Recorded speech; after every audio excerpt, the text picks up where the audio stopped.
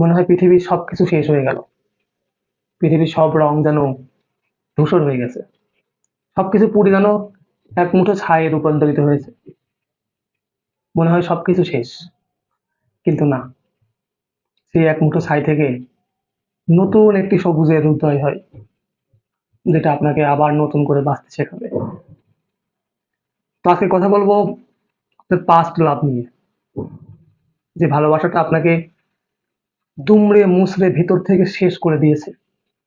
আপনার মনে হচ্ছে এই বুঝি জীবন যায় যায়। পৃথিবীর সমস্ত মায়া আপনার ভিতর থেকে উঠে গেছে। নিজেকে শেষ করে দিতে ইচ্ছে হয়।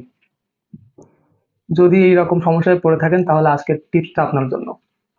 তো চলুন না অরিজিনাল টিপস নিয়ে আলোচনা করি। আর হ্যাঁ, চ্যানেলে অবশ্যই সাবস্ক্রাইব করে পাশে থাকবেন। তো বেশি কথা বাড়াবো না, চলুন চলে যাই মূল টপিকে। মানুষের জীবনে অতীত থাকে, স্বাভাবিক। আপনার জীবনে আছে, আমার জীবনে আছে, অন্য কারো জীবনেও থাকতে পারে। তাই বলে এই না সেই অতীতকে নিয়ে আপনি আপনার সারাটা জীবন নরকে পরিণত করবেন। এমন অনেক মানুষই আছে যারা তাদের ভালোবাসার মানুষকে বিয়ে করতে পারে না। আপনার আশেপাশে আপনার বন্ধু বান্ধবের ভিতরেও দেখবেন আপনার অনেক বন্ধু আছে যারা তাদের গার্লফ্রেন্ডকে সর্বোচ্চ দিয়ে ভালোবাসার পরও তাকে বিয়ে করতে পারেনি। এবং অনেকেই বিভিন্ন ধরনের ক্রাইমে জড়িয়ে পড়েছে। এ থেকে আপনার শিক্ষা নেওয়া উচিত।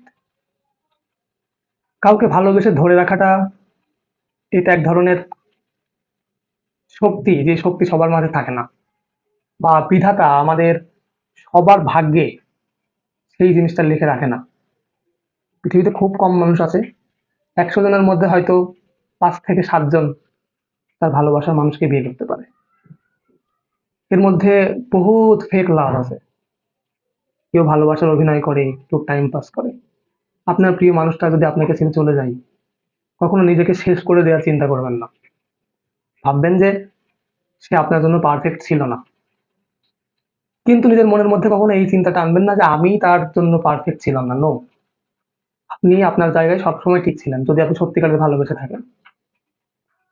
আপনার এই চিন্তাটা সবসময় মাথায় আনা উচিত যে যে গেছে তার যাওয়ার কথা ছিল, আর যে থাকার সে থেকে যাবে। জীবনের এই মুহূর্তে এসে যেটা উপলব্ধি করতে পারলাম সেটা আপনাদের মাঝে শেয়ার করছি। মানুষের ভালোবাসার কোনো অভাব নেই। আজ একজন ছেড়ে চলে যাবে, কালকে আবার আরেকজন আপনার লাইফে এন্ট্রি নেবে। এটাই নিয়তির নিয়ম। তো কাউকে পাগলের মতো ভালোবেসে নিজের হাত কাটা, নেশায় আসক্ত হওয়া, পরিবারের সাথে খারাপ আচরণ করা, নিজেকে শেষ করে দেয়া, এ ধরনের পাগলামি থেকে প্লিজ বেরিয়ে আসুন। লাইফটাকে নতুন করে সাজান। হয়তো বিধাতার লিখনে কেউ একজন আছে যে মানুষটা আপনাকে অসম্ভব অসম্ভব ভালোবাসে, যার কাছে আপনি পৃথিবীর সব থেকে মূল্যবান, যার কাছে আপনি তার শখের পুরুষ। সেই মানুষটাকে প্রায়োরিটি দিন, যে মানুষটা আপনাকে ছাড়া দ্বিতীয়বার অন্য কারোর কথা ভাববে না, এমনকি স্বপ্নের মধ্যেও আপনাকে নিয়েই ভাববে। এরকম লাইফ পার্টনার যদি আপনি খুঁজে পান তাহলে প্লিজ আপনার অতীতকে ভুলে যান, মাথা থেকে জাস্ট ঝেড়ে ফেলুন, এবং আপনি আপনার বর্তমান নিয়ে সুখে শান্তিতে থাকার চেষ্টা করুন। ভালোবাসায় কোনো পাপ নেই।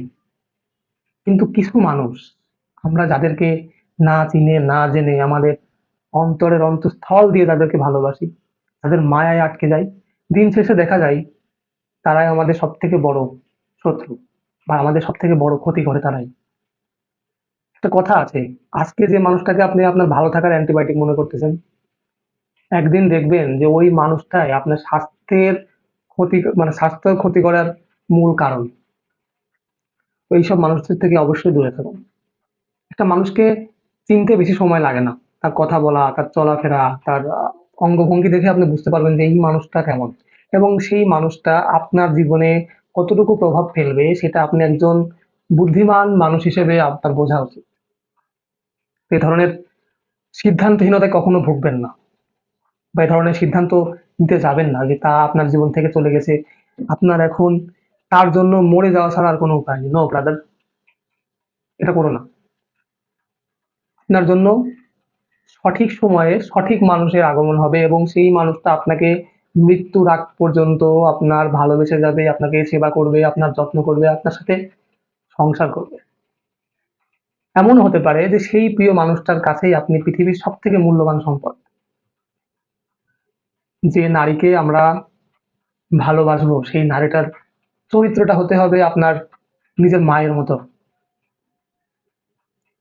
নিজের মা যেরকম আপনার কাছে পবিত্র, সেই মানুষটাও আপনার কাছে পবিত্র হতে হবে। আর সেই মানুষটার মন মানসিকতা ওই পবিত্রই হতে হবে। তাহলে জীবনে সুখ খুঁজে পাবেন, তাহলে শান্তি খুঁজে পাবেন। যে চলে গেছে তাকে যেতে দিন। সে যে গেছে তার ভাগ্য নিয়ে গেছে। সে কখনোই আপনার জন্য পারফেক্ট ছিল না। আর রাস্তাঘাটে যখন আপনার এক্স গার্লফ্রেন্ডের সাথে আপনার দেখা হবে, তখন না প্লিজ তার দিকে দয়া এবং মায়ার দৃষ্টিতে তাকাবেন না। তার দিকে ঘৃণার দৃষ্টিতে তাকান। কারণ এই মানুষটার জন্যই আপনি আপনার জীবনের সবথেকে খারাপ সময় পার করছেন। এই মানুষটার জন্যই আপনি আপনার জীবনের যে সুখের মুহূর্তগুলো ছিল সেটা আপনি মিস করছেন।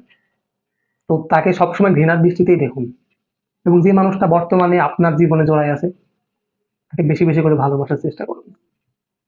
দেখবেন জীবন আনন্দে ভরে যাবে। সুখে শান্তিতে আপনি আপনার জীবনের শেষ নিঃশ্বাস পর্যন্ত থাকতে পারবেন।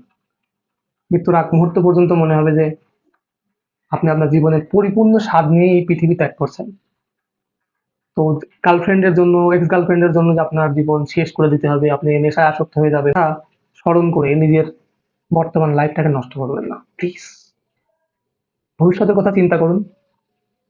সেই মানুষটাকে নিয়ে থাকুন যে মানুষটা আপনাকে ভালোবাসে।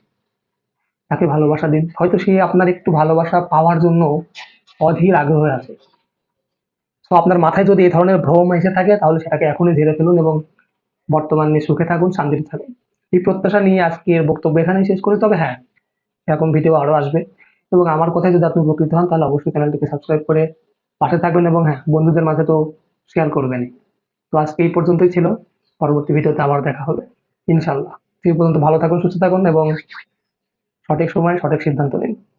ধন্যবাদ।